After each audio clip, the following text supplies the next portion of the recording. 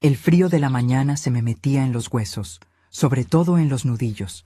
Era un dolor viejo, un compañero fiel que me recordaba cada uno de los inviernos que había cosido hasta que la yema de los dedos se me quedaba insensible. Durante años, ese dolor fue el precio de los uniformes del colegio de mis hijos, de los vestidos de primera comunión, de las cortinas nuevas que reemplazaban a las viejas y descoloridas. Un dolor que construyó un hogar. Ahora, sin embargo, era solo eso. Un dolor sordo y persistente. Un recordatorio de que el cuerpo, como la tela más fina, también se desgasta con el tiempo. Me senté en el borde de mi cama, la misma cama donde había dormido con Ricardo por casi 30 años, y que ahora se sentía inmensa y vacía desde hace otros 30. La luz que entraba por la ventana era pálida, lechosa, y no traía consigo ninguna calidez. Me llamo Isabel, tengo 76 años, y soy viuda. La gente suele decir viuda como si fuera una profesión o un estado permanente del alma. Para mí, es más bien una ausencia que se ha vuelto tan parte de mi rutina como tomar el café por la mañana o regar las plantas de la galería. Ricardo se fue demasiado pronto. Me dejó con 2 hijos que criar y una máquina de coser como única herencia tangible, aparte de esta casa. Y con esa máquina, con el zumbido constante que era la banda sonora de su infancia, saqué adelante a Verónica y a Mateo. Les di todo lo que pude, y mucho de lo que no tenía. Me aseguré de que nunca sintieran la falta de nada importante, aunque eso significara que mis manos se convirtieran en un mapa de cicatrices de alfileres y quemaduras de plancha. Hoy era día de ir a la clínica. Una de esas visitas de rutina que se vuelven más frecuentes con la edad. El médico de cabecera, un hombre joven con cara de susto que me llamaba Doña Isabel, había insistido en una batería completa de exámenes. Solo para estar seguros, dijo con una sonrisa que no le llegaba a los ojos. Yo sabía lo que eso significaba. Significaba que algo en los últimos análisis no le había gustado. Yo me sentía como siempre, con el cansancio propio de mi edad y ese dolor en las manos, pero no sentía nada nuevo, nada alarmante. Aún así, uno obedece a los médicos. El problema no era la visita en sí, sino quién me llevaba. Mateo, mi hijo menor, vivía en otra ciudad, y con su trabajo y su propia familia, apenas tenía tiempo de llamar una vez por semana. Así que la tarea, como muchas otras últimamente, recaía en Verónica. Escuché el sonido de su coche frenando bruscamente frente a la casa. Siempre llegaba así, con prisa, como si el mundo no pudiera esperar a que ella terminara con sus obligaciones. Miré el reloj de la pared de la cocina. Las 8 en punto. Ni un minuto antes, ni un minuto después. La puntualidad de Verónica no era una virtud, era una declaración. Era su manera de decir: estoy cumpliendo con mi parte, ahora apúrate para que pueda volver a mi vida. Respiré hondo, agarré mi bolso del perchero y abrí la puerta antes de que tuviera tiempo de tocar el timbre. Ahí estaba ella, apoyada contra el marco de la puerta de su coche de lujo, mirando la pantalla de su teléfono. Llevaba un traje sastre de un color gris elegante y unos tacones que parecían armas. Su pelo, teñido de un rubio perfecto, estaba recogido en una cola de caballo tirante que le estiraba los rasgos. Ni siquiera levantó la vista cuando salí. ¿Estás lista, mamá? Voy con el tiempo justo. Tengo una reunión a las 11 y no puedo llegar tarde, dijo, sin despegar los ojos del teléfono. Su voz era cortante, eficiente. Sí, hija. Buenos días para ti también, respondí, caminando lentamente hacia el coche. Me dolía un poco la cadera, pero no quise decir nada. Cualquier queja física era, para ella, una molestia más en su agenda. Guardó el teléfono en su bolso de diseñador, un bolso que probablemente costaba más de lo que yo ganaba en 6 meses de costura en mis mejores tiempos. Me abrió la puerta del copiloto con un gesto de impaciencia. Vamos, sube. El viaje a la clínica fue silencioso, pero no era un silencio cómodo. Era un silencio lleno de cosas no dichas, pesado como una manta mojada. El interior del coche olía a cuero nuevo y a un perfume caro, un aroma que no tenía nada que ver con el olor a suavizante y a guisos caseros de mi casa. Verónica tamborileaba sus uñas perfectamente cuidadas sobre el volante, siguiendo el ritmo de alguna canción invisible en su cabeza. Yo miraba por la ventana, viendo pasar las calles de un barrio que ya casi no reconocía. Todo eran edificios de cristal, tiendas con nombres en inglés y gente que caminaba muy deprisa. ¿Hablaste con Mateo?, pregunté, más que nada para romper el hielo. Anoche, me dijo que te mandaba saludos, respondió sin mirarme. Está hasta arriba de trabajo, ya sabes. Claro que lo sabía. Siempre estaban hasta arriba de trabajo. Era la excusa universal para todo. El trabajo justificaba las ausencias, los olvidos, la distancia. Yo también había trabajado toda mi vida, a veces 16 horas al día, pero mis hijos nunca tuvieron que recordármelo. Mi trabajo estaba en la ropa limpia que se ponían cada mañana, en la comida caliente sobre la mesa. Era un trabajo silencioso, invisible. El de ellos, en cambio, era importante, ruidoso, lleno de reuniones y plazos que no podían esperar, ni siquiera por una madre que iba al médico. Llegamos a la clínica. Era un edificio moderno, imponente, con una entrada giratoria que me dio un poco de vértigo. Verónica me dejó en la puerta mientras iba a buscar aparcamiento. «Espérame en recepción, no te muevas de ahí», me ordenó, como si yo fuera una niña pequeña. Entré y el olor a antiséptico me golpeó al instante. El vestíbulo era enorme, blanco y brillante, lleno de gente. Había un murmullo constante de conversaciones, el sonido de teléfonos y el llanto lejano de un bebé. Me acerqué al mostrador de recepción, un semicírculo de mármol blanco, detrás del cual varias secretarias tecleaban furiosamente en sus ordenadores. Había una pequeña fila. Me puse al final y esperé, agarrando mi bolso con fuerza. Me sentía fuera de lugar, un objeto antiguo en una exposición de arte moderno. Cuando Verónica apareció a mi lado unos minutos después, su cara era una máscara de irritación. «Dios mío, ¿todavía no te han atendido? Esto es increíble», bufó, mirando por encima de las cabezas de la gente que esperaba. «Hay que esperar el turno, hija. Como todo el mundo», le dije en voz baja. Ella chasqueó la lengua. «No tenemos tiempo para esto». Se abrió paso hasta el mostrador, ignorando a las dos personas que estaban delante de mí. «Disculpe», le dijo a una de las secretarias, una chica joven con gafas. «Mi madre tiene una cita a las 8:30 para unos análisis. Se llama Isabel García». Su tono no admitía réplica. La secretaria, visiblemente sorprendida por la interrupción, levantó la vista de su pantalla. «Señora, tiene que esperar su turno, por favor. Estoy atendiendo a este señor».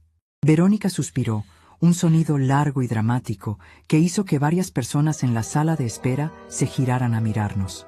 «Mire, tenemos prisa. Solo necesito que nos dé los papeles para el laboratorio». «¿Es tan difícil?». Me sentí encoger. El calor subió por mi cuello hasta mis mejillas. Odiaba llamar la atención, y mi hija parecía tener un talento especial para convertir cualquier situación cotidiana en un espectáculo. «Señora, le pido por favor que respete la fila», insistió la recepcionista, con la voz un poco más firme. Finalmente, de mala gana, Verónica retrocedió y se puso a mi lado, cruzada de brazos. «Servicio pésimo, con lo que se paga aquí», murmuró lo suficientemente alto para que la oyeran varios a nuestro alrededor. Cuando por fin llegó nuestro turno, le di mi nombre y mi documento a la secretaria. Ella tecleó en su ordenador, y luego me pasó una carpeta con varios formularios y una lista de los exámenes que me habían ordenado. «Tiene que pasar por caja primero para autorizar los estudios, doña Isabel. Luego ya puede ir al laboratorio, en el segundo piso». Asentí y tomé la carpeta. Verónica me la arrancó de las manos. «A ver». Sus ojos recorrieron la lista de análisis. Eran muchos, lo reconocí. Nombres largos y complicados que no significaban nada para mí, pero para Verónica, cada línea parecía representar un número, una cifra que se sumaba a una cuenta que ella no estaba dispuesta a pagar. Su mandíbula se tensó. Vi cómo su expresión pasaba de la impaciencia a la pura indignación. «¿Pero qué es todo esto?», dijo en voz alta, demasiado alta. La conversación en el vestíbulo bajó de volumen. De repente, sentí los ojos de una decena de extraños clavados en nosotras. Había una pareja de ancianos, una madre con un niño en brazos, un hombre de negocios con su maletín. Todos nos miraban. «Son los exámenes que pidió el doctor, Verónica». «No sé», empecé a decir, pero me interrumpió. Levantó la cabeza y me miró, pero no me veía a mí. Veía un problema, un gasto, una pérdida de tiempo y de recursos. Su voz cuando habló fue clara, fría, y resonó en el silencio que se había creado a nuestro alrededor. Mamá, qué desperdicio de dinero. ¿Para qué tantos estudios? Ya estás al final de tu vida. La frase quedó suspendida en el aire, brutal y afilada como un trozo de cristal roto. El tiempo pareció detenerse. Pude ver el rostro horrorizado de la joven secretaria, la boca abierta del señor que esperaba detrás de nosotras, la mirada de compasión de la mujer con el bebé. 10, quizás 12 pares de ojos fijos en mí, esperando una reacción, esperando las lágrimas, el grito, el reproche. Pero yo no sentí ganas de llorar. Sentí una calma extraña, una claridad helada que nunca antes había experimentado. Fue como si, de repente, una niebla que había cubierto mi vida durante años se disipara, revelando un paisaje desolador, pero nítido. Todas las pequeñas humillaciones, las llamadas no devueltas, los cumpleaños olvidados, las visitas apresuradas, todo encajó en su sitio. Aquella frase no era un desliz, un momento de estrés. Era la verdad, su verdad. Era así como mi hija me veía, como una inversión sin retorno, un activo que se deprecia. Y en medio de ese silencio sepulcral, en medio de la humillación pública, hice algo que nadie esperaba. Sonreí.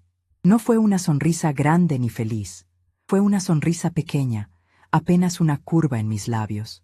Una sonrisa que venía de un lugar muy profundo, un lugar donde la tristeza y la resignación acababan de dar paso a una resolución de acero. Ricardo siempre decía que yo tenía una columna vertebral de hierro debajo de mi apariencia frágil.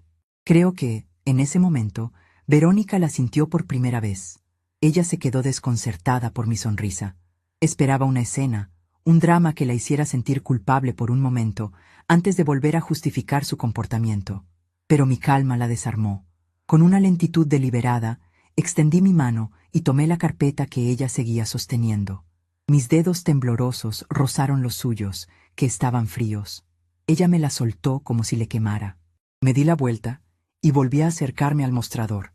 La joven secretaria me miraba con los ojos llenos de una pena que me resultó casi insultante. No necesitaba su lástima. «Disculpe, señorita», dije, y mi voz sonó sorprendentemente firme. «He cambiado de opinión. Quisiera cancelar esta cita y todos los estudios». «Pero, señora, ¿su médico?», balbuceó ella. «No se preocupe, es una decisión personal», la corté amablemente. «Sin embargo, ya que estoy aquí, me gustaría hacer una consulta administrativa. ¿Sería tan amable de decirme quién se encarga de la gestión de los seguros médicos familiares?» La chica parpadeó, confundida. La supervisora de administración, la señora Ramos. Su oficina está al final del pasillo, a la derecha. Muchas gracias. Ha sido usted muy amable». Me giré, y por primera vez desde que había pronunciado aquellas palabras, miré directamente a Verónica. Su cara era una mezcla de confusión y enfado. «¿Qué estás haciendo? ¿Te has vuelto loca? Hemos perdido toda la mañana para nada», siseó en un susurro furioso. No le respondí. Simplemente le di la espalda y comencé a caminar por el pasillo de baldosas blancas y brillantes, siguiendo las indicaciones de la secretaria. Mis pasos eran lentos, pero seguros. Cada paso se sentía como si estuviera reclamando un pedazo de mí misma que había regalado hacía mucho tiempo. Detrás de mí, escuché a Verónica llamarme, su voz una mezcla de rabia e incredulidad. «¡Mamá! ¡Mamá, espérame! ¿A dónde vas?» No me detuve. Llegué a una puerta de madera con una placa dorada que decía «Marta Ramos, supervisora de administración». Toqué suavemente. Una voz desde dentro me dijo que pasara. La oficina era pequeña y ordenada. Detrás de un escritorio lleno de papeles, una mujer de unos 50 años, con el pelo canoso y gafas de montura gruesa, levantó la vista. «¿Sí? ¿En qué puedo ayudarla?» Cerré la puerta detrás de mí, dejando los gritos ahogados de mi hija en el pasillo. Me acerqué al escritorio. «Buenos días, señora Ramos. Mi nombre es Isabel García. Soy la titular de un plan de seguro médico familiar con ustedes desde hace más de 40 años. Lo contrató mi difunto esposo, Ricardo García». La mujer tecleó en su ordenador. «Sí, aquí está. Un plan muy antiguo, de los buenos. ¿Qué necesita, señora García?» «Necesito hacer un cambio en la póliza», dije, con la misma calma helada que se había instalado en mi pecho. Quisiera eliminar a uno de los beneficiarios. La señora Ramos me miró por encima de sus gafas. Claro, ¿a quién desea dar de baja? Le di el nombre completo y el número de documento de mi hija. Verónica García, mi hija. La supervisora levantó una ceja, pero su profesionalismo le impidió hacer preguntas. Simplemente siguió tecleando. Muy bien, la baja será efectiva a partir de la medianoche de hoy. ¿Algo más? No, eso es todo. Muchísimas gracias por su tiempo. Me levanté, le di la mano y salí de la oficina. En el pasillo, Verónica ya no estaba.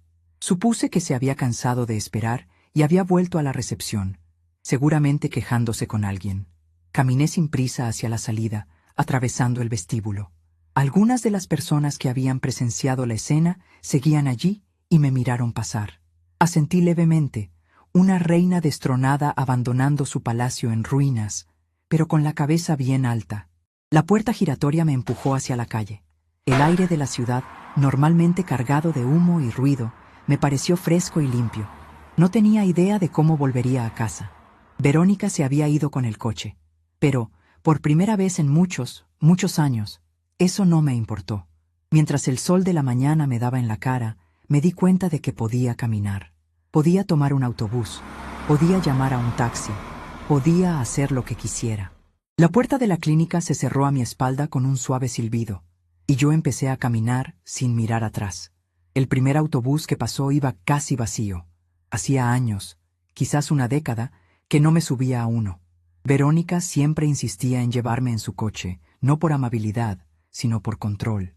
Controlar la hora de salida, la ruta, la hora de regreso. Subirme a ese autobús fue como aprender a caminar de nuevo. El escalón parecía más alto de lo que recordaba, y mis rodillas protestaron con un crujido sordo. Le pagué al conductor con unas monedas que encontré en el fondo de mi bolso, y él me miró con la indiferencia profesional de quien ha visto de todo. Encontré un asiento junto a la ventana y me dejé caer en él. El motor vibró bajo mis pies, un temblor que me recorrió el cuerpo entero y extrañamente me calmó. El mundo al otro lado del cristal parecía nuevo.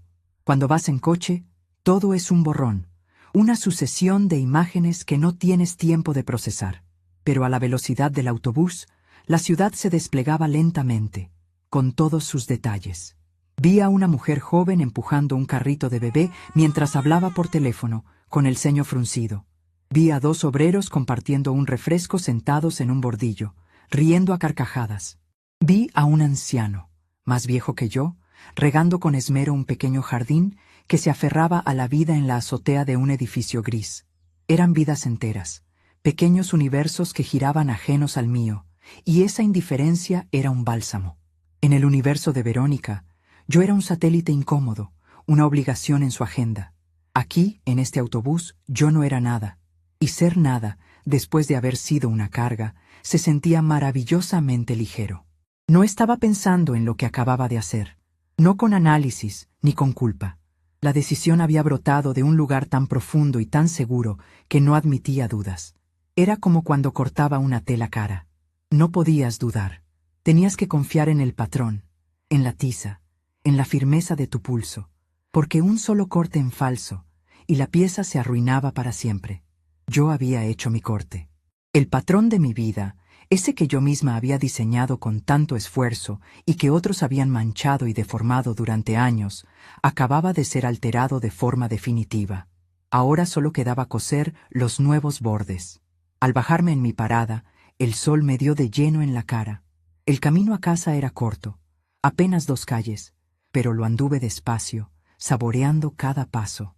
El olor de la panadería de la esquina, el sonido de los niños jugando en el patio de un colegio, la sensación de la llave de mi casa, fría y familiar, en la palma de mi mano. Todo era igual que siempre, pero yo era distinta. Al meter la llave en la cerradura, tuve la sensación de estar entrando en mi casa por primera vez. El silencio dentro era absoluto, un silencio que antes me pesaba, que me recordaba la ausencia de Ricardo, el vacío que habían dejado mis hijos al crecer e irse. Pero hoy, ese silencio era mío. Era un espacio limpio, un lienzo en blanco. Dejé el bolso sobre la mesita del recibidor y caminé por el pasillo. Mis dedos rozaron el papel pintado de la pared, un poco desgastado por el tiempo. Pasé por delante de las fotos colgadas. Verónica y Mateo en su primera comunión, con sonrisas sin dientes. Ricardo y yo el día de nuestra boda, tan jóvenes que parecíamos extraños. Toda la familia en unas vacaciones en la playa, una de las últimas veces que estuvimos todos juntos, sin tensiones. Antes, esas fotos me producían una punzada de nostalgia, un anhelo por lo que fue. Hoy las miré con la distancia de un historiador. Eran documentos de otra época, de la vida de otra mujer. Una mujer que había permitido que su amor se convirtiera en una excusa para la falta de respeto. Fui directamente a mi cuarto de costura. Era la habitación más pequeña de la casa, apenas un cuartito al fondo del pasillo, pero para mí era el centro del universo. La gran mesa de corte dominaba el espacio, cubierta con un retal de tela a medio cortar. Mi vieja máquina de coser, la que Ricardo me regaló en nuestro primer aniversario, descansaba en su rincón, silenciosa. El olor a tela, a aceite de máquina y a polvo de tiza lo impregnaba todo. Era el olor de mi trabajo, de mi independencia, de mi vida. Abrí el tercer cajón de la cómoda, donde guardaba mis herramientas más preciadas, las que no eran de uso diario. Aparté con cuidado unos patrones de papel de seda, frágiles como alas de mariposa, y allí estaban, mi juego de reglas de patronaje.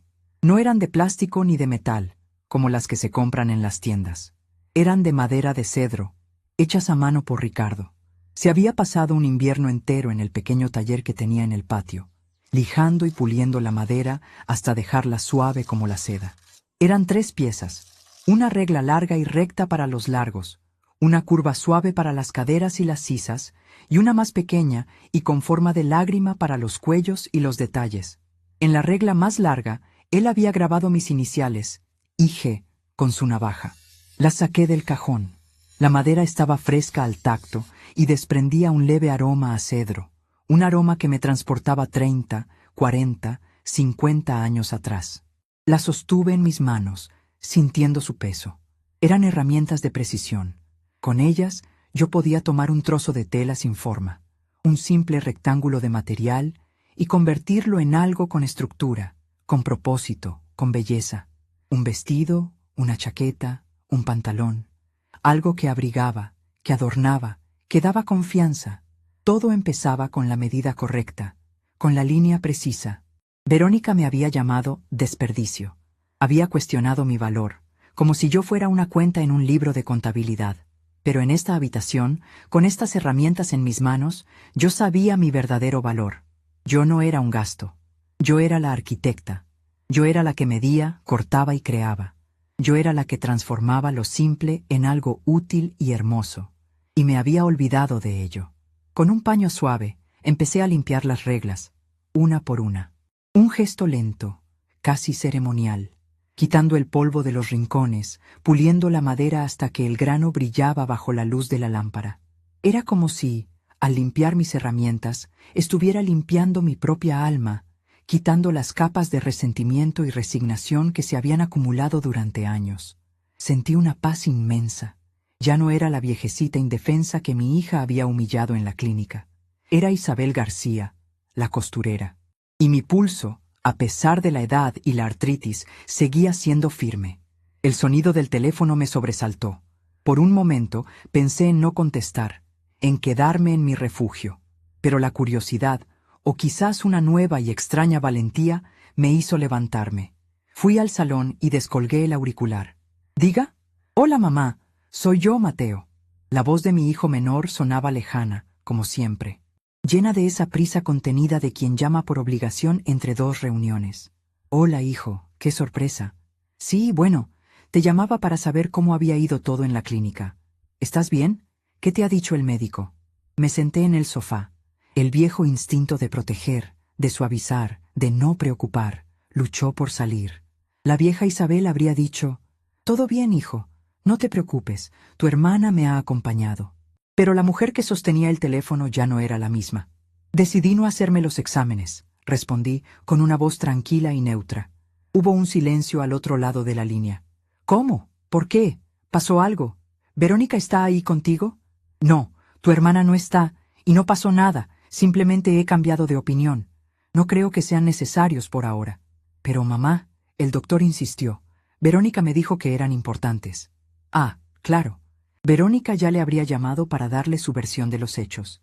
Seguramente me habría pintado como una anciana caprichosa y difícil. Tu hermana tiene su opinión. Yo tengo la mía, dije. Y el filo de mis palabras me sorprendió hasta a mí misma. Estoy bien, Mateo, no tienes por qué preocuparte.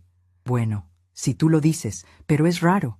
Verónica me llamó hace un rato, estaba furiosa, dijo que le montaste una escena y te fuiste sin más. No hubo ninguna escena, repliqué, con la misma calma. Simplemente me fui. A veces, irse es la única respuesta sensata. Otro silencio. Pude oír el tecleo de un ordenador de fondo. Su trabajo, siempre presente, incluso en una llamada a su madre. Vale, mamá, como quieras. Oye, te tengo que dejar que me entra una llamada. Cuídate mucho, ¿sí? Y no le des muchos disgustos a tu hermana, que ya tiene bastante con lo suyo. Adiós, Mateo. Que tengas un buen día. Colgué el teléfono antes de que él pudiera decir nada más. No sentí ni rabia ni tristeza, solo una confirmación. Para Mateo, yo era un problema a gestionar a distancia, un asunto que delegaba en su hermana. No le des disgustos, como si la paciencia de Verónica fuera un recurso valioso que yo estaba agotando. No se le ocurrió preguntar cómo estaba yo. No de verdad. Me preparé una taza de té y me senté en la cocina, mirando por la ventana que daba al pequeño patio trasero.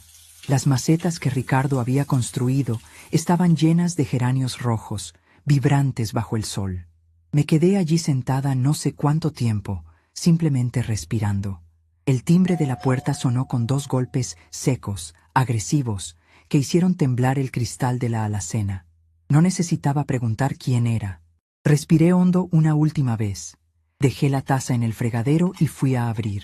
Verónica estaba en el umbral, con la cara congestionada por la rabia. El traje gris impecable ahora parecía una armadura a punto de estallar. Detrás de ella, su coche de lujo estaba mal aparcado, con una rueda subida en la acera. ¿Se puede saber qué demonios te pasa?, espetó, entrando en la casa sin que la invitara. Dejó su bolso de diseñador sobre la mesa del comedor con un golpe seco. Me has hecho quedar como una idiota. He tenido que cancelar mi reunión más importante del mes por tu numerito. Cerré la puerta suavemente y me volví para mirarla. Mantuve las manos entrelazadas a la espalda para que no viera cómo me temblaban.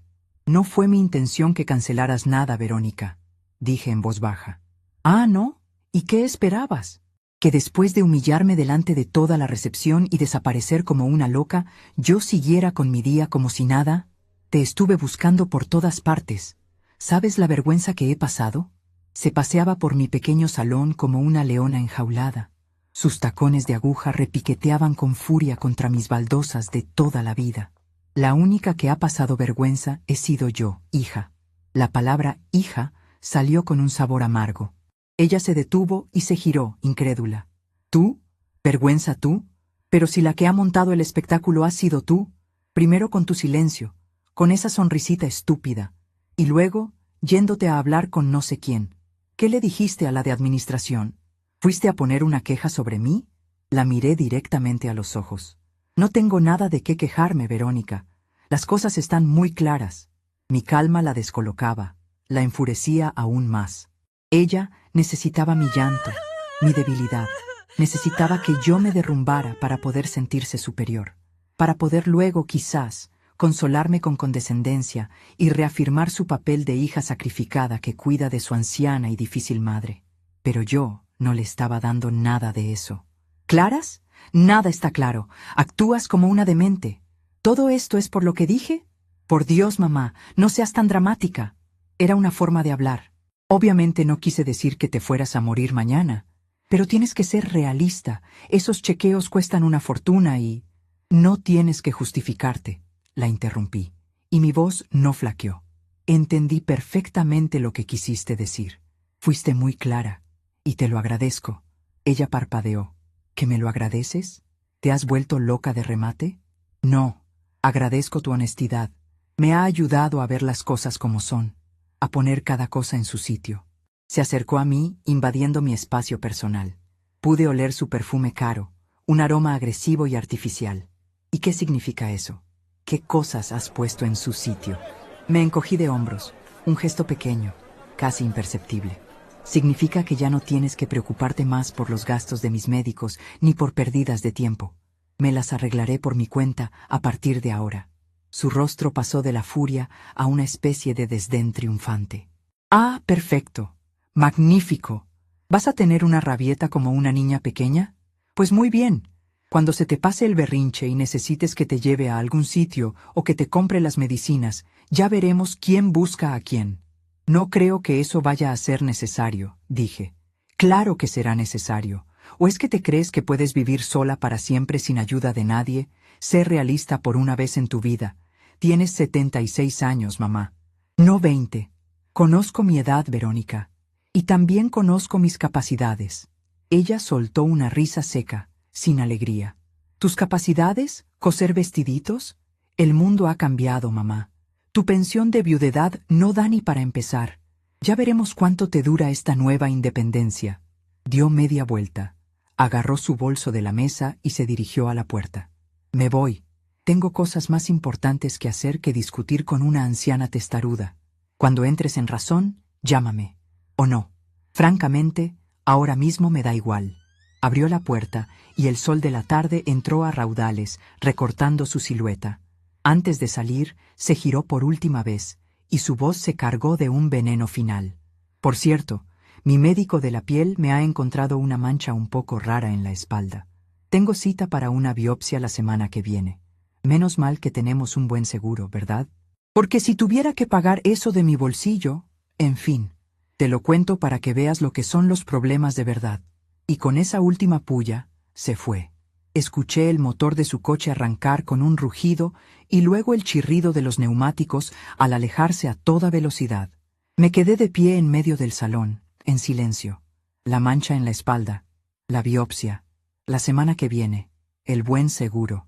Una calma aún más profunda, si cabe, se instaló en mi corazón. No era una calma feliz, era la calma del acero recién templado, fría, dura, irrompible. Caminé lentamente de vuelta a mi cuarto de costura. La luz de la tarde entraba por la ventana, iluminando las motas de polvo que bailaban en el aire. Mis manos, mis viejas manos artríticas, ya no temblaban. Cogí la regla curva de madera de cedro de encima de la mesa.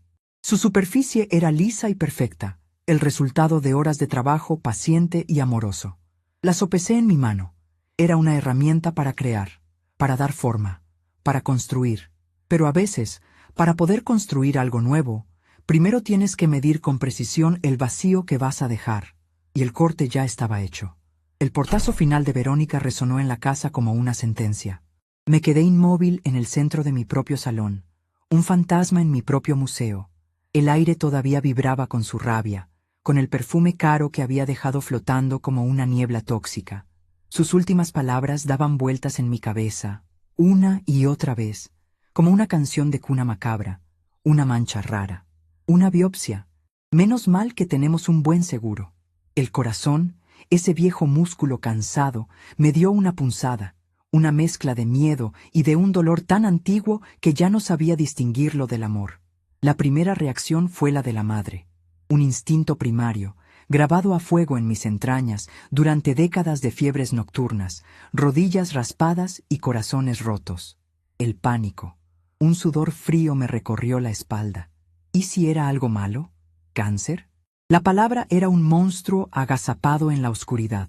Mi hija, mi Verónica, la niña a la que le había cantado para que se durmiera, la que se escondía detrás de mis faldas cuando llegaban visitas, podía estar enferma. Y yo, su madre, en un arrebato de orgullo herido, le había quitado la red de seguridad. Le había cortado la cuerda justo cuando más la necesitaba para escalar su montaña de cristal. Caminé hacia el teléfono, que seguía en su sitio sobre la mesita de encaje. Mis manos temblaban, esta vez no de rabia, sino de un pavor helado. Podía arreglarlo. Solo tenía que llamar. Podía llamar a la clínica, hablar con la señora Ramos, decirle que había sido un error, un malentendido de una anciana confundida. Podía inventar cualquier excusa. Podía tragarme mi orgullo, que ahora me sabía a ceniza en la boca, y llamar a Verónica. Pedirle perdón. Decirle que no se preocupara, que su madre arreglaría las cosas, como siempre. como la vez que rompió el jarrón de la abuela, y yo pegué los pedazos durante toda una noche para que Ricardo no se enfadara, como la vez que se endeudó con las tarjetas de crédito en la universidad, y yo vendí las joyas de mi madre para cubrir el descubierto sin que nadie se enterara. Yo era experta en arreglar las cosas en silencio. Era mi especialidad. La costura invisible de la familia. Mis dedos rozaron el plástico frío del auricular, pero no lo levanté. Me quedé mirando mis manos, las venas abultadas como ríos secos sobre la piel manchada por la edad, los nudillos deformados por la artritis. Esas manos habían cosido miles, quizás millones de puntadas. Habían medido, cortado, hilvanado y rematado. Habían creado belleza y orden a partir del caos de un trozo de tela. Y de repente, una imagen vino a mi mente, tan nítida como si estuviera sucediendo en ese mismo instante. Verónica tendría unos 6 años. Había cogido una escarlatina terrible. Ardía en fiebre, deliraba. El médico, el viejo doctor Aguirre, había venido a casa y nos había dicho que lo único que podíamos hacer era esperar y mantener la fiebre a raya. Ricardo estaba desesperado. Se paseaba por la casa como un animal enjaulado. Pero yo me senté junto a su cama. Durante 3 días y 3 noches apenas me moví de allí. Le ponía paños de agua fría en la frente. Le cantaba en susurros las mismas canciones que mi madre me cantaba a mí. Le obligaba a beber sorbitos de caldo con una cucharita. Recuerdo el olor de la enfermedad, un olor dulzón y agrio. Recuerdo el tacto de su piel, seca y ardiente como el desierto. Recuerdo que en la segunda noche, mientras Ricardo dormía agotado en el sofá, ella abrió los ojos y me miró con una claridad que me heló la sangre. «Mamá», susurró con su vocecita rota, «¿me voy a morir?» Y yo, con el corazón hecho un nudo, le tomé la manita y le dije con toda la certeza que pude fingir. «Claro que no, mi amor. Mamá no va a dejar que te pase nada malo. Nunca». Y no le pasó nada. La fiebre bajó. Se recuperó. Unas semanas después, ya estaba corriendo por el patio, gritando y riendo, como si nada hubiera ocurrido. Pero yo nunca olvidé esa pregunta. «Mamá no va a dejar que te pase nada malo». Había sido mi promesa, mi juramento sagrado, un juramento que había cumplido una y otra vez, de 1000 maneras diferentes, durante toda su vida. Aparté la mano del teléfono como si quemara. La mujer que había hecho esa promesa ya no existía. O, mejor dicho, la niña a la que se la había hecho ya no existía. La había reemplazado una extraña con traje sastre y un arma por bolso. Una mujer que me miraba como a una mala inversión. La promesa se había roto, pero no la había roto yo. Se había podrido por falta de uso, se había deshilachado por la falta de gratitud, se había convertido en una obligación unilateral. Yo seguía siendo la madre dispuesta a todo, pero ella ya no era la hija que necesitaba protección. Era la hija que necesitaba un servicio, y cuando el servicio se volvía demasiado caro, se quejaba al gerente. Fui a la cocina y abrí el grifo. El agua fría me corrió por las manos y me pareció que me limpiaba algo más que la piel. Me mojé la cara, el cuello. Respiré hondo. No iba a llamar. La decisión, que un momento antes parecía un acto de crueldad, ahora se sentía como un acto de justicia. No de venganza, no. La venganza es un plato que se sirve caliente, lleno de rabia. La justicia es fría, precisa, como el corte de unas tijeras sobre una línea de tiza. Verónica había puesto un precio a mi vida, a mi salud. Había hecho un cálculo de costes y beneficios delante de 10 extraños. Yo, simplemente, había aceptado sus términos y había ajustado las cuentas. Le había devuelto la responsabilidad sobre su propia vida, un regalo que ella, con su sueldo de ejecutiva y su coche de lujo, seguramente podía permitirse. El teléfono sonó, estridente, rompiendo la paz que empezaba a asentarse en mi alma. Pegué un brinco. Sabía que no podía ser Verónica. Era demasiado pronto, demasiado orgullosa para llamar tan rápido. Con el corazón en un puño, fui al salón. Podía ser Mateo. Descolgué. ¿Sí? Hola, Isabel. Soy Carmen, tu vecina. Sentí una oleada de alivio tan grande que tuve que apoyarme en la pared. Carmen era una viuda como yo. Vivía en la casa de al lado desde que nos mudamos. Habíamos criado a nuestros hijos juntas. Carmen, qué alegría oírte. ¿Cómo estás? Bien, aquí ando, liada con mis nietos. Te llamaba por si querías que fuéramos a tomar un café mañana por la mañana. Hace mucho que no charlamos. La normalidad de su propuesta, la sencillez de un café entre amigas, me pareció el regalo más extraordinario del mundo. Me encantaría, Carmen, de verdad que sí. Perfecto, pues. ¿Paso por tu casa a eso de las 10? A las 10 estaré lista. Gracias por llamar. Colgué y me sentí un poco más fuerte. Un café con una amiga. Un pequeño acto de vida normal. Quizás era así como se empezaba de nuevo, no con grandes gestos dramáticos, sino con un café a las 10 de la mañana. Esa noche dormí mal. Me despertaba a cada rato, con el corazón acelerado. Las palabras de Verónica volvían en oleadas, pero ya no me causaban pánico. Me causaban una tristeza profunda, desoladora. La tristeza de un jardinero que ve cómo la planta que ha cuidado con esmero durante años da un fruto amargo. Me levanté antes del amanecer, cuando el cielo apenas empezaba a teñirse de un gris pálido. La casa estaba en silencio, una calma que me abrazaba. En lugar de volver a la cama, fui a mi cuarto de costura. Encendí la pequeña lámpara de flexo que iluminaba la mesa de trabajo. La luz dorada cayó sobre el caos ordenado de mi pequeño mundo. Carretes de hilo de todos los colores apilados en una estantería, cajas de botones clasificadas por tamaño y material, patrones de papel enrollados como diplomas antiguos. Y allí, sobre la mesa, donde las había dejado el día anterior, estaban las reglas de cedro que me había hecho Ricardo. Las cogí. La madera, pulida por el uso y por el tiempo, se sentía viva en mis manos. Pasé el pulgar por mis iniciales grabadas, IG. Ricardo había pasado horas diseñando esas herramientas para mí. Entendía mi trabajo, lo respetaba. Sabía que la costura no era un pasatiempo de señora, como a veces insinuaban mis hijos. Sabía que era un arte, una ciencia, una arquitectura de la tela. Él nunca me habría llamado desperdicio. Para él, yo era la constructora, la creadora. Mis manos, que Verónica veía como inútiles y viejas, para Ricardo eran las manos de una artista. Abrí el gran armario donde guardaba las telas, no los retales del día a día, sino las piezas especiales, las que había ido comprando a lo largo de los años en rebajas, en mercadillos, en viajes, telas que esperaba usar para una ocasión especial que nunca llegaba. Metí la mano al fondo y saqué un rollo de tela envuelto en papel de seda. Lo desenvolví con cuidado sobre la mesa de corte. Era una seda salvaje, de un color azul profundo, como el cielo justo antes del amanecer. Tenía una textura irregular, llena de vida, y un brillo sutil que cambiaba con la luz. La había comprado hacía más de 20 años, pensando en hacerme un vestido para las bodas de oro de mis padres. Pero mi madre murió antes, y la tela quedó guardada. Decidí que la ocasión especial era ahora. Iba a hacerme un vestido, no para nadie, no para ir a ningún sitio, para mí, para la mujer que se había levantado esa mañana y había decidido seguir viviendo. Con una concentración que no sentía desde hacía años, empecé a trabajar. Extendí la tela sobre la mesa, alisando cada arruga con la palma de la mano. Tomé la cinta métrica y empecé a tomarme medidas a mí misma, con la torpeza de quien ha perdido la costumbre de ocuparse de su propio cuerpo. La cintura, la cadera, el largo de la falda. Apunté los números en un trozo de papel. Luego, con mis reglas de cedro y un jaboncillo de sastre, empecé a trazar el patrón directamente sobre la tela. El mundo exterior desapareció. Solo existía el sonido suave del jaboncillo deslizándose sobre la seda, el aroma a cedro de las reglas, la tensión de la tela bajo mis dedos.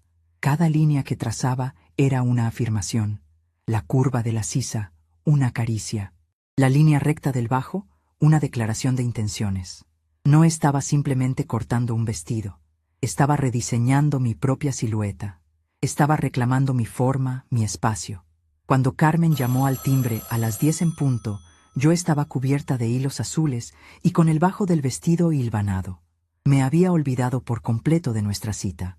Me lavé la cara y las manos, me puse una chaqueta por encima de la ropa de casa y salí a abrirle. «¡Ay, Carmen! Perdóname, se me ha ido el santo al cielo», le dije, abochornada. Ella me miró con sus ojos pequeños y vivaces. «No te preocupes, ¿estás bien? Tienes buena cara. Más luminosa». Su comentario me sorprendió. «¿De verdad? Yo me siento como si me hubiera pasado un camión por encima». Pues te has sentado bien el atropello, bromeó. Fuimos a la cafetería de la plaza. El sol de la mañana era agradable. Pedimos 2 cafés con leche y nos sentamos en una mesita fuera. Hablamos de todo y de nada. De los nietos de Carmen, de la última serie que habíamos visto en la televisión, del precio de las verduras en el mercado. Era una conversación fácil, cómoda, sin juicios ni expectativas. En ningún momento le conté lo que había pasado con Verónica. No quería manchar ese rato de paz con el drama de mi familia. Pero mientras ella hablaba de su hijo, que la llamaba todos los días, y de su hija, que le traía la compra cada semana, sentí una punzada de envidia. Una envidia limpia, sin rencor. Simplemente el reconocimiento de que ella tenía algo que yo había perdido. O quizás nunca había tenido de la misma manera. Cuando volví a casa, me sentía renovada. La conversación con Carmen me había recordado que existía un mundo más allá de las 4 paredes de mi casa y de las exigencias de mis hijos. Un mundo donde yo podía ser simplemente Isabel, una amiga, una vecina, una persona. Pasé el resto del día cosiendo. La máquina de coser zumbaba bajo mis dedos, un sonido familiar y reconfortante. Puntada a puntada, el vestido iba tomando forma. Era un diseño sencillo, de líneas puras.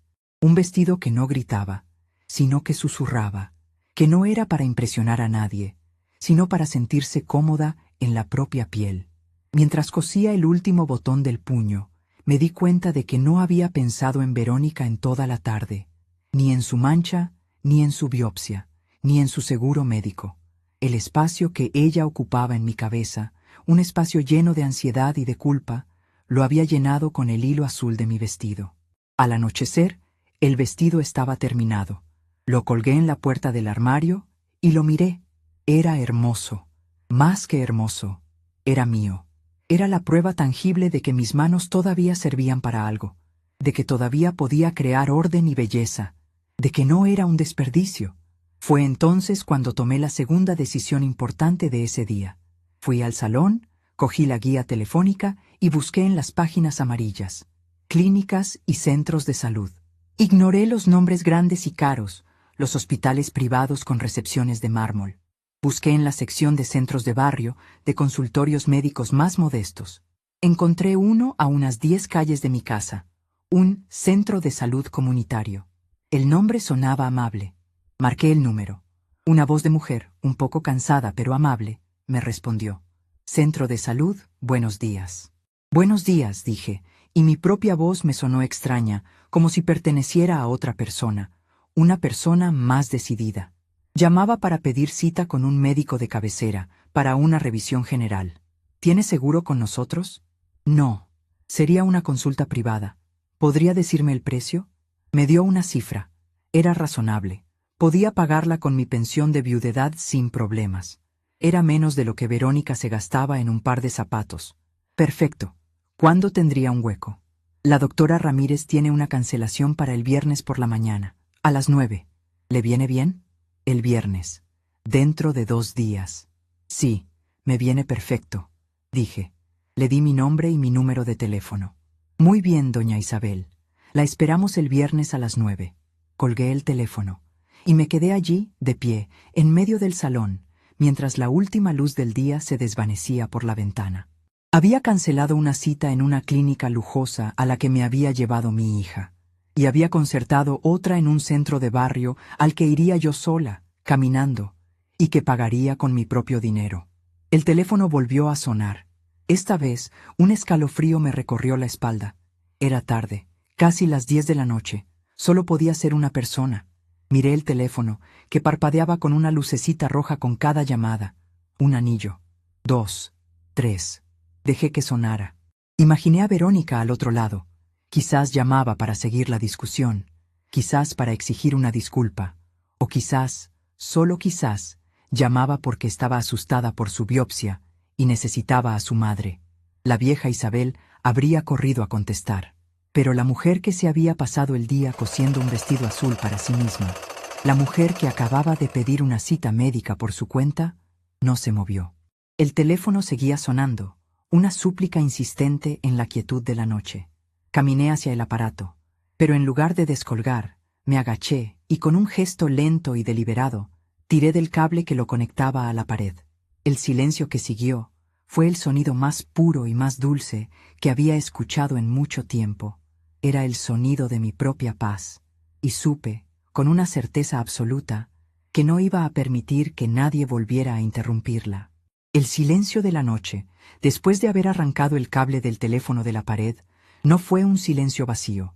Fue un silencio lleno, denso como el terciopelo. Contenía el zumbido de mi vieja nevera, el crujido ocasional de la madera de la casa al asentarse, y por primera vez en mucho tiempo, el ritmo tranquilo de mi propia respiración. Dormí sin sueños, o al menos sin los sueños agitados que me visitaban últimamente. Desperté con la primera luz del alba, esa luz gris y suave que se filtra por la ventana antes de que el sol decida mostrar su cara, y lo primero que vi, colgado en la puerta del armario como una promesa, fue mi vestido azul.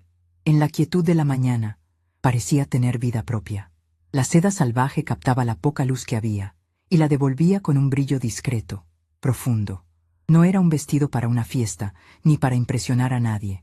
Era un uniforme, el uniforme de mi nueva vida. Representaba horas de trabajo concentrado, la precisión de mis reglas de cedro, el pulso firme de mis manos sobre la tela. Era la prueba material de que yo no era un final, sino un comienzo. Me acerqué y pasé los dedos por una de las costuras. Era perfecta, fuerte, recta, casi invisible. Una buena costura, me decía siempre Ricardo, es la que no se ve pero lo sostiene todo. Como tú, Isabel, me decía. Como tú, sonreí. Hacía mucho tiempo que no pensaba en sus palabras con tanta claridad. El viernes llegó con un sol tímido de otoño. Me puse el vestido azul. No me sentía disfrazada ni extraña. Al contrario, sentía que por fin llevaba mi propia piel. La tela era fresca y suave, y se movía conmigo al caminar. Me miré en el espejo del recibidor, el mismo que tantas veces me había devuelto la imagen de una mujer cansada, encorvada por el peso de las preocupaciones. Pero la mujer que me miraba hoy era distinta. Seguía teniendo 76 años, las mismas arrugas y el mismo pelo blanco. Pero su espalda estaba recta. Sus ojos, aunque cansados, tenían un brillo de determinación. Era yo. Era Isabel García, la costurera, yendo a su cita con el médico. Salí de casa 10 minutos antes de lo necesario. Quería caminar despacio. El aire de la mañana era fresco y olía a tierra mojada por el rocío. El barrio, mi barrio de toda la vida, parecía saludarme. Conocía cada grieta en la acera, cada árbol, cada fachada. Saludé a la señora del kiosco, que me devolvió el saludo con una sonrisa. Me detuve un momento a mirar el escaparate de la vieja mercería, un pequeño museo de hilos, cintas y botones que se negaba a desaparecer. Me sentía parte de todo aquello, conectada a la vida de la calle de una forma que había olvidado. No iba encapsulada en el silencio estéril y perfumado del coche de Verónica, viendo el mundo a través de un cristal. Estaba en él, pisándolo, respirándolo. El centro de salud comunitario no se parecía en nada a la otra clínica.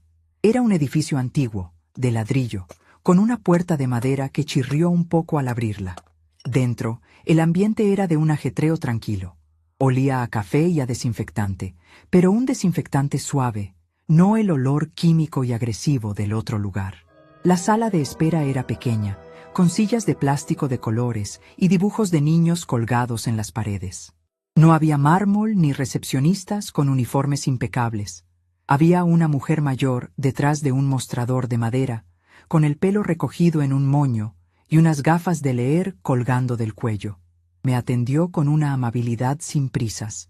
Me tomó los datos y me pidió que esperara. Me senté entre una madre joven que le leía un cuento a su hijo y un hombre con mono de trabajo que leía el periódico. Nadie me miró con lástima ni con curiosidad. Era simplemente una más, y esa normalidad, esa bendita invisibilidad, me sentó como un bálsamo. Cuando la enfermera me llamó, «Isabel García», lo hizo con una voz clara y respetuosa. La consulta de la doctora Ramírez era pequeña y estaba abarrotada de libros y de papeles.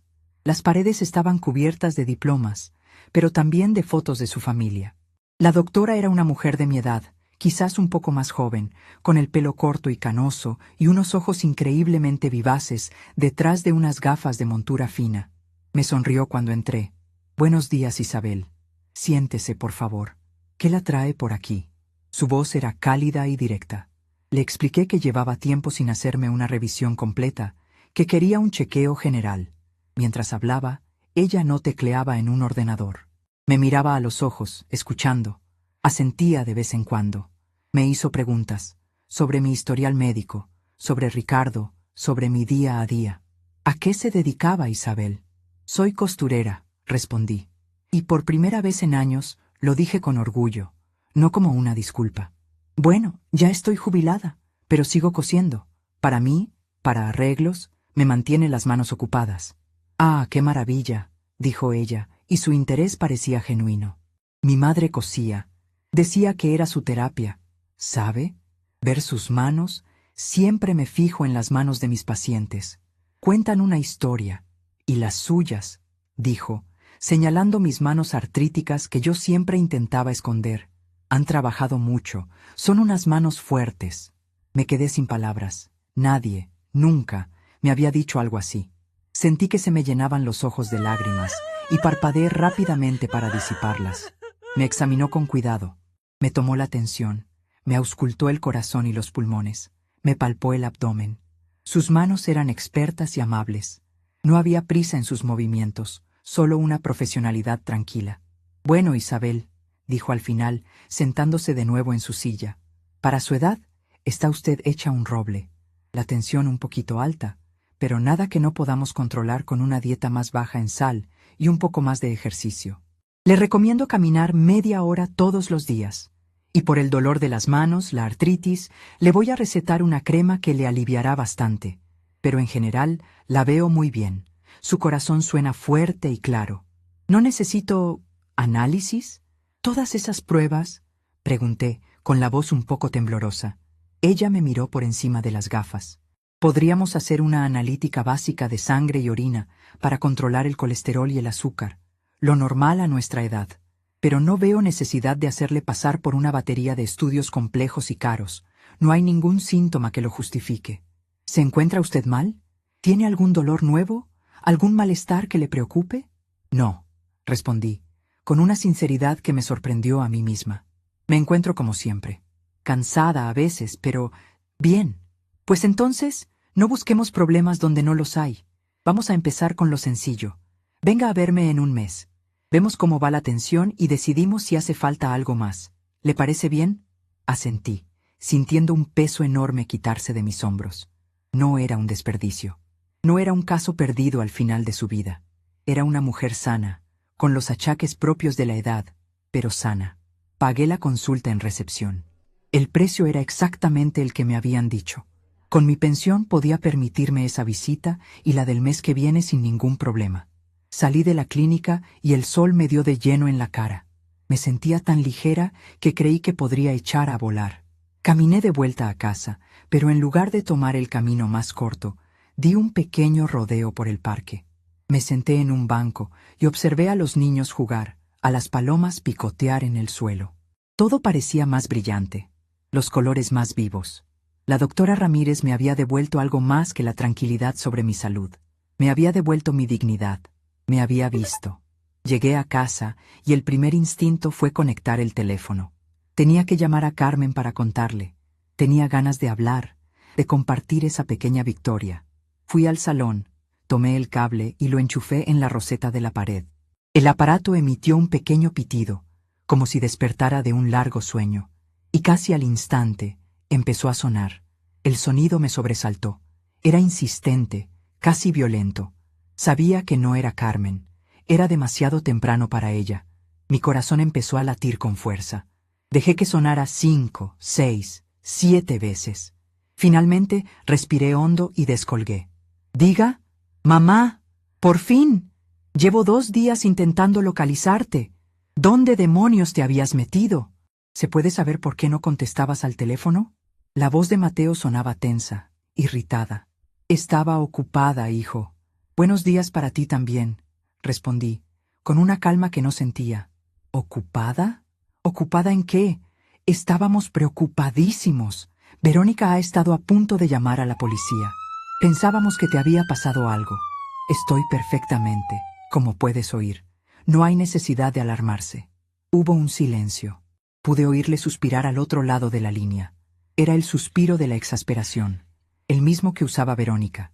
Eran más parecidos de lo que él creía. Mamá, Verónica está hecha un manojo de nervios. Está fatal. Mi estómago se contrajo. ¿Por qué? ¿Qué ha pasado? ¿Es por la biopsia? No, bueno, sí, pero no es por el resultado. Todavía no lo tiene. Es por el seguro. Fue a la clínica esta mañana para la prueba y... no sé, hubo un problema. Le dijeron que su póliza no estaba activa, que la habían dado de baja. Me senté en el sofá. El momento había llegado. Ya veo, dije, y mi voz sonó como si viniera de muy lejos. ¿Cómo que ya veo? Mamá, esto es un desastre. Ella dice que es imposible, que la póliza está a tu nombre y que tú nunca la darías de baja. Cree que es un error administrativo de la clínica o de la aseguradora. Se ha pasado la mañana gritando por teléfono con todo el mundo. Está desesperada. Me ha llamado a mí para que intente solucionarlo. No hay nada que solucionar, Mateo. ¿Cómo que no? Claro que sí. Verónica necesita esa prueba. El médico dijo que era urgente. Y sin el seguro, le piden una fortuna por adelantado. Una cantidad que, bueno, que ahora mismo no tiene disponible. Ya sabes, con la hipoteca nueva y el coche. Así que era eso. La fachada de éxito, el traje sastre, el bolso de diseñador. Todo era un castillo de naipes construido sobre cimientos de deudas. Mateo, dije, y mi voz fue firme, cortante. No ha habido ningún error administrativo. Fui yo. Yo di de baja a tu hermana del seguro médico. Se hizo un silencio tan profundo al otro lado de la línea que pensé que se había cortado la comunicación. Pude oír su respiración, entrecortada. ¿Qué? ¿Qué has dicho? He dicho que yo cancelé su cobertura, el mismo día que fuimos a la clínica, después de que tu hermana me dijera, delante de todo el mundo, que era un desperdicio de dinero gastar en mi salud porque ya estoy al final de mi vida. Le solté la frase entera, sin adornos, sin suavizarla. La verdad, cruda y afilada. Mateo balbuceó. Pero, mamá, ella no lo diría en serio. Estaría estresada. Ya sabes cómo es. Dice las cosas sin pensar. Ah, yo creo que pensó muy bien lo que decía. Fue la cosa más honesta que me ha dicho en años. Y yo simplemente actué en consecuencia. Si soy una mala inversión, lo lógico es dejar de invertir en mí. Y también dejar de obligarla a ella a cargar con el peso de mi seguro. La he liberado de esa carga. Ahora ella puede contratar su propio seguro, el que mejor le convenga. Es una mujer adulta y con un buen trabajo. Estoy segura de que sabrá arreglárselas. Pero mamá, no puedes hacerle esto. No ahora. Tiene un problema de salud. Su voz había subido de tono. Ahora era una mezcla de incredulidad y reproche. Esto es cruel. ¿Cruel? Repetí. Y una risa amarga, seca, escapó de mis labios. ¿Quieres que hablemos de crueldad, Mateo? ¿Quieres que hablemos de lo cruel que es sentirte como un estorbo para tus propios hijos? ¿De lo cruel que es que te midan por lo que cuestas y no por lo que vales? ¿De lo cruel que es que tu hijo te llame solo para pedirte que no le des disgustos a su hermana, sin preguntar ni una sola vez cómo te sientes tú? No, hijo. Esto no es crueldad. Esto es poner límites. Algo que debía haber hecho hace 30 años. Se quedó callado. Lo había desarmado. Nunca le había hablado así. Siempre había sido la madre comprensiva, la que disculpaba, la que mediaba. Yo no sé qué decir, susurró finalmente. No tienes que decir nada. Solo quiero que le digas a tu hermana que deje de llamar a la aseguradora. No es un error. Y que deje de buscarme. Necesito paz. Os he dado mi vida entera. Lo único que pido a cambio ahora es un poco de tranquilidad. Pero, ¿qué va a hacer? Lo que hacen los adultos, Mateo. Asumir la responsabilidad de sus actos y de sus palabras. Y ahora, si me disculpas, tengo cosas que hacer. Adiós, hijo. Colgué el teléfono antes de que pudiera responder. Mis manos temblaban violentamente. Me abracé a mí misma, sintiendo el tacto suave de la seda de mi vestido. No me sentía orgullosa. No me sentía feliz. Me sentía vacía, pero era un vacío limpio. El vacío que queda después de una tormenta, cuando el aire está fresco y todo parece nuevo. No pasaron ni 5 minutos. El teléfono volvió a sonar. Esta vez el sonido era diferente, más agudo, más desesperado. Sabía quién era. La rabia de Mateo había sido la avanzadilla. Ahora venía el ejército principal. Respiré hondo, 1, 2, 3 veces. Descolgué el auricular. No dije nada. Esperé. ¡Mamá! Era la voz de Verónica, pero rota, irreconocible. Era un grito ahogado por el pánico y la incredulidad. Acabo de hablar con Mateo. Dime que no es verdad. Dime que es una de sus estúpidas bromas. No es ninguna broma, Verónica, dije, y mi voz era un témpano de hielo. Tú lo hiciste. Cancelaste mi seguro. ¿Cómo has podido? ¿Cómo has podido hacerme esto? Su voz se quebró en un sollozo rabioso. Mantuve el silencio. Dejé que sus palabras se estrellaran contra él. Tengo una biopsia. ¿No lo entiendes? Podría ser algo grave. Podría ser cáncer. Y tú me dejas en la calle, sin cobertura, por una estúpida rabieta de vieja. No fue una rabieta, contesté, con una calma que la enfureció aún más. Fue una decisión de negocios. Tú misma me enseñaste a evaluar los costes y los beneficios. Y llegué a la conclusión de que mantenerte en mi póliza ya no era rentable para mi paz mental. Usé sus propias palabras, su propia lógica, como un espejo. Pude oír su respiración agitada, casi un jadeo. Esto no tiene nada que ver con los negocios. Soy tu hija. Se supone que tienes que cuidarme, gritó. Te he cuidado durante 45 años, Verónica. Te he cuidado cuando tenías fiebre, cuando te rompiste un brazo, cuando te rompieron el corazón. Te he cuidado dándote todo lo que tenía y todo lo que no tenía. Mi trabajo, mi tiempo, mi salud. Pero ese contrato se terminó el otro día, en la recepción de esa clínica. Tú lo rompiste con una sola frase. Dijiste que mi vida era un desperdicio. Y una hija que piensa eso de su madre ya no es una hija. Es una acreedora. Y yo he decidido saldar mi deuda. Estás loca, senil, te voy a demandar, te voy a quitar la casa. Era de papá también. La amenaza final. La carta desesperada de quien ha perdido toda la razón. Inténtalo, le dije, y mi voz fue un susurro, pero un susurro con el peso del acero. La casa está a mi nombre, y tengo un testamento muy bien redactado. Pero adelante, inténtalo. Añade un proceso judicial a tus gastos médicos. Quizás te hagan un descuento por volumen. Se hizo un silencio absoluto, un silencio cargado de odio, de sorpresa, de derrota. Pude sentir cómo su mundo, ese mundo de control y de poder que había construido con tanto esmero, se desmoronaba a su alrededor. La habían dejado sola, sin su red de seguridad, sin la madre invisible que siempre estaba ahí para arreglar sus desastres. Finalmente habló, y su voz era apenas un hilo, tembloroso y vencido. ¿Por qué, mamá? ¿De verdad? ¿Por qué? La pregunta ya no era un ataque, era una súplica. La pregunta de una niña perdida que no entiende qué ha hecho mal. Y yo, por primera vez, le di la respuesta que se merecía. Porque me sonreíste, Verónica.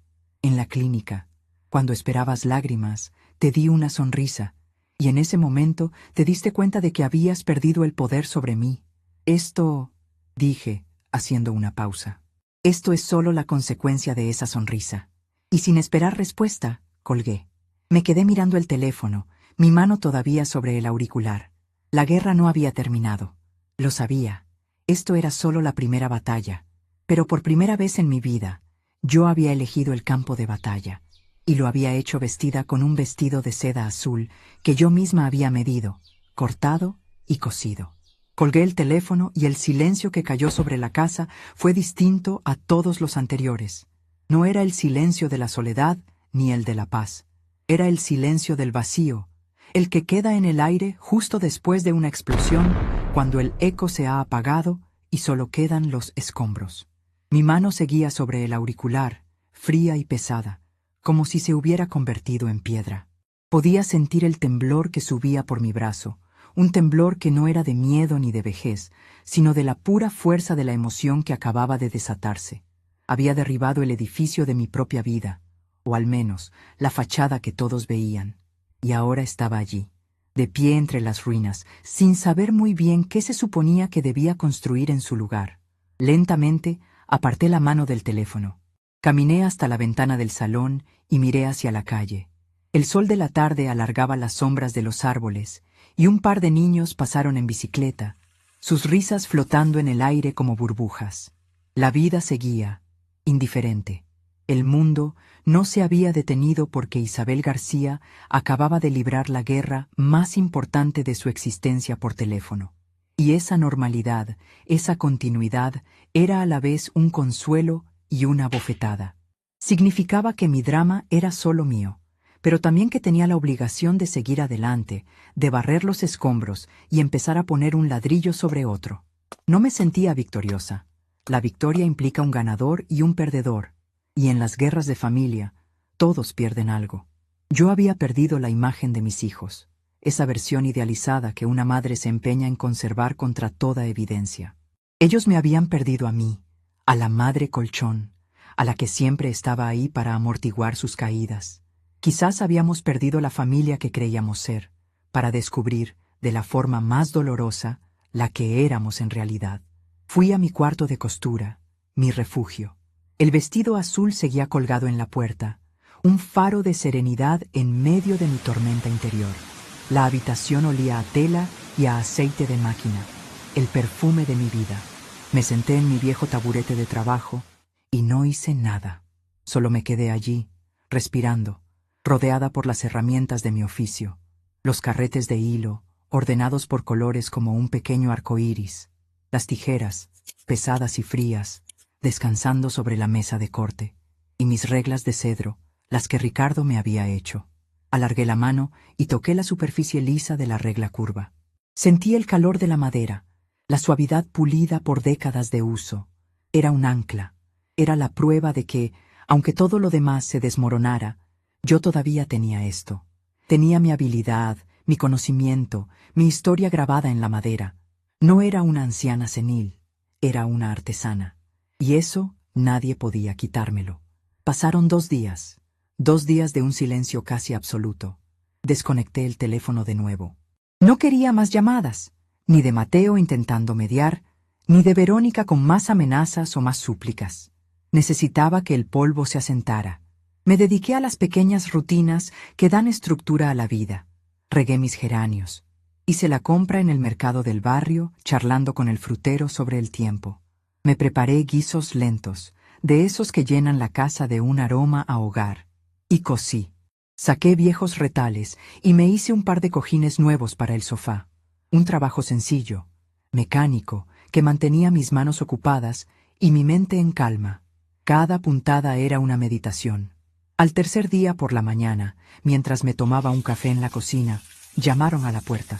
No el timbre, sino 2 golpes suaves, casi tímidos. El corazón me dio un vuelco. Por un instante, pensé que era Verónica. Pero su estilo era el de la impaciencia, no el de la timidez.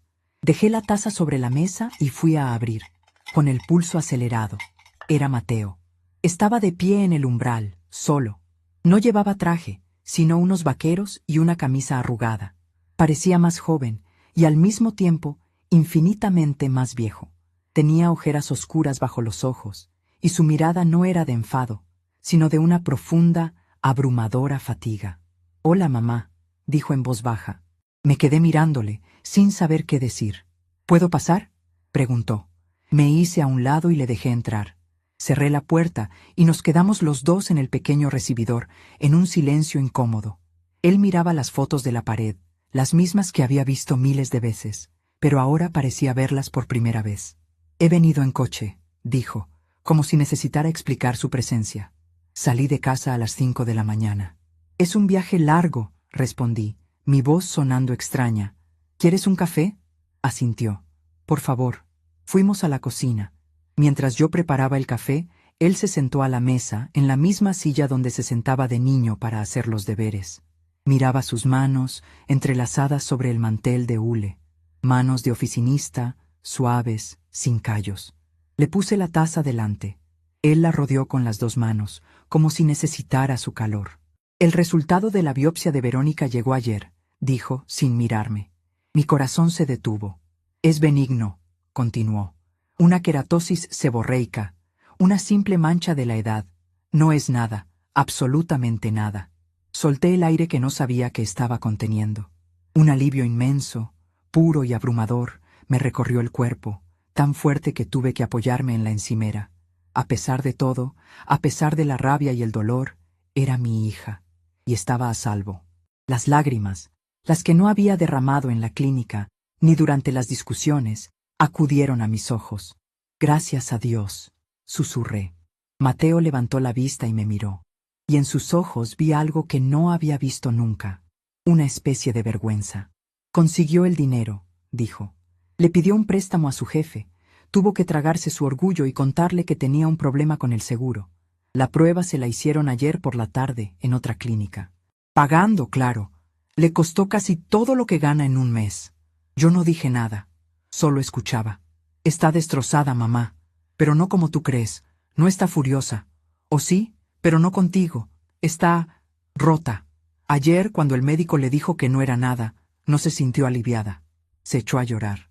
Lloró como una niña pequeña, allí mismo, en la consulta, diciendo que había montado todo ese escándalo, que te había dicho esas cosas horribles. Por nada. Por una mancha. Se hizo un silencio. El único sonido era el tic-tac del reloj de la pared. La oí hablar por teléfono con su marido. Continuó Mateo, con la voz apenas audible. Le decía, ¿te das cuenta? La he tratado como a un trasto viejo, he medido su vida en euros, y al final la que tenía una simple mancha de vieja era yo. Tragué saliva. El nudo en mi garganta era doloroso.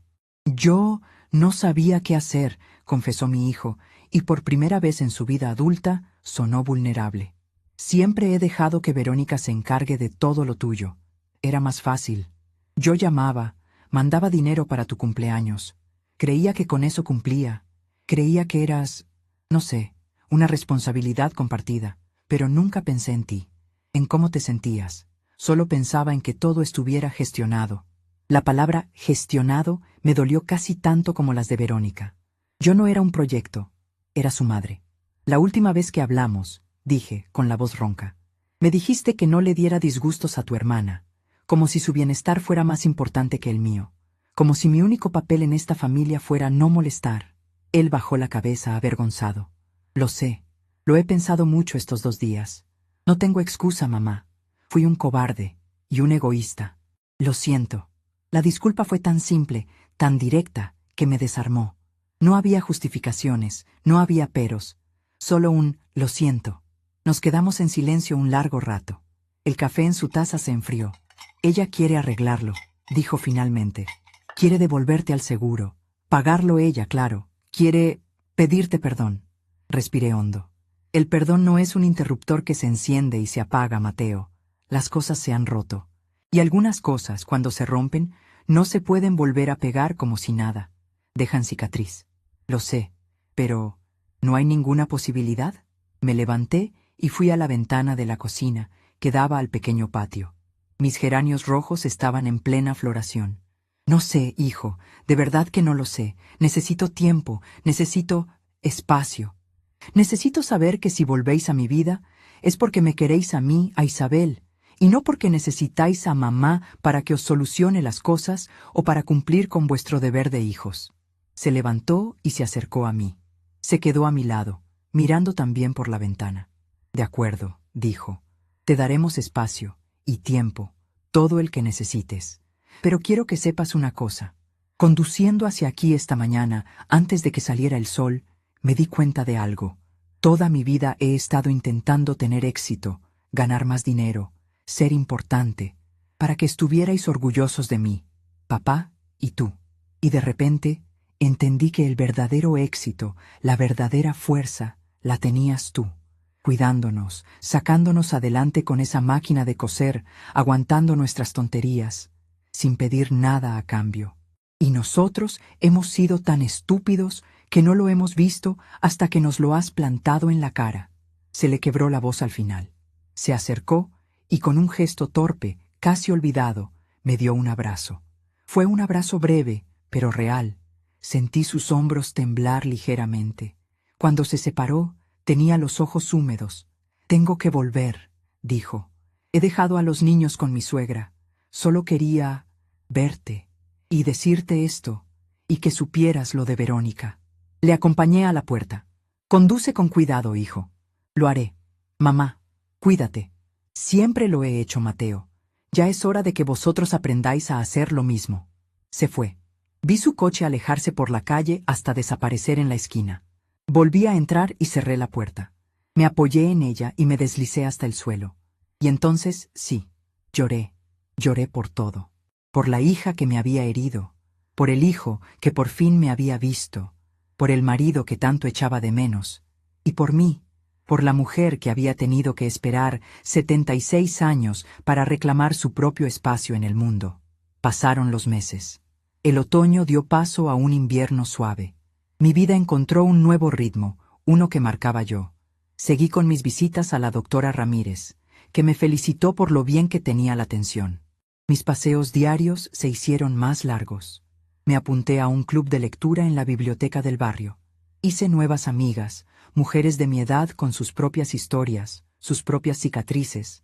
Mi mundo, que se había encogido hasta caber en las necesidades de mis hijos, empezó a expandirse de nuevo, y mi trabajo floreció de la manera más inesperada.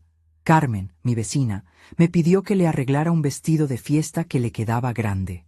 Hice un trabajo tan bueno que su nuera, que se casaba en primavera, me preguntó si me atrevería a hacerle unos ajustes al vestido de novia de su madre para poder llevarlo ella.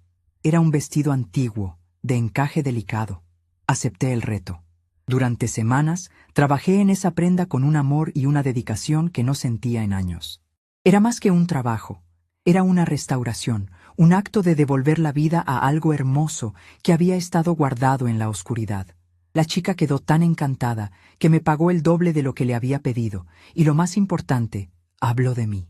Empezaron a llegar pequeños encargos, arreglos complejos que otras costureras no querían hacer, transformaciones de prendas antiguas, mujeres que traían los vestidos de sus madres o abuelas y querían darles una nueva vida. Me especialicé en eso, en la costura que une generaciones. Puse un pequeño cartel en mi puerta: Isabel García, modista, arreglos y transformaciones. Mi cuarto de costura se convirtió en mi taller, mi oficina y mi santuario. Y por primera vez en mi vida, mi trabajo, ese que siempre había sido invisible y gratuito, tenía un valor que se podía ver y se podía cobrar. No era mucho dinero, pero sumado a mi pensión, me daba para vivir con holgura y, sobre todo, me daba un propósito. No tuve noticias directas de Verónica. Mateo me llamaba una vez por semana. Nuestras conversaciones eran tranquilas, diferentes. Me preguntaba por mi día, por mis nuevos proyectos, por mis amigas del club de lectura. Me contaba cosas de sus hijos. No mencionaba a su hermana, y yo no preguntaba. Respetaba el espacio que yo había pedido, pero a través de sus palabras me llegaban fragmentos de la nueva vida de Verónica. Había contratado su propio seguro médico, uno más modesto. Había vendido su coche de lujo y ahora conducía uno más pequeño y funcional. Estaba yendo a terapia. Estaba cambiando, o al menos lo estaba intentando. Una tarde, a principios de la primavera, alguien dejó un paquete en mi puerta. Era una caja de cartón sencilla, sin remitente. Dentro, envuelta en papel de seda, había una tela. Era una pieza de lino de la mejor calidad, de un color verde esmeralda intenso y precioso. No había ninguna nota, salvo un pequeño sobre pegado a la tela. Dentro del sobre no había una carta. Había un cheque. La cantidad era exactamente lo que Mateo me había dicho que le había costado a Verónica la biopsia. Y en la línea del concepto, escrito con una caligrafía pulcra y un poco temblorosa, solo había 3 palabras: para tu tiempo. Me quedé mirando el cheque y la tela durante mucho tiempo. Para tu tiempo. No, perdón, no, lo siento. Algo mucho más profundo. Un reconocimiento. El reconocimiento de que mi tiempo, mi trabajo, mi vida, tenían un valor. Era la disculpa más elocuente que podría haber recibido. Nunca cobré ese cheque. Lo dejé sobre la cómoda de mi cuarto de costura, junto a las reglas de cedro de Ricardo. Era un recordatorio, no de la herida, sino de la curación. La tela de lino, en cambio, sí la usé. Con ella me hice la chaqueta más elegante que había tenido nunca. Esta mañana me he puesto mi chaqueta verde y mi vestido azul, y he salido a pasear. El sol de primavera calienta lo justo y el aire huele a flores. Mientras caminaba por el parque, he pensado en todo lo que ha pasado. la humillación, la rabia, la decisión, la calma. La vida no es un patrón recto. Tiene curvas, pinzas, pliegues inesperados. Y a veces tienes que descoser una costura que creías segura para que la prenda final te siente bien, para que te permita moverte con libertad. He vuelto a casa. Mi taller me esperaba, con el sol entrando a raudales por la ventana. Sobre la mesa de corte tengo mi próximo encargo, el velo de novia de una chica del barrio. Una pieza de tul antiguo, delicadísimo. He cogido una de mis agujas más finas y he enhebrado un hilo de seda del color del marfil. He cogido el velo con mis manos, esas manos viejas y artríticas que algunos despreciarían. Pero yo sé la verdad. Sé que estas manos todavía pueden unir lo roto, crear belleza y sostener lo frágil. Mi vida, como la mejor de las prendas, estaba sostenida por costuras que nadie veía. Y por fin, después de tantos años, yo era la única que decidía dónde poner la siguiente puntada.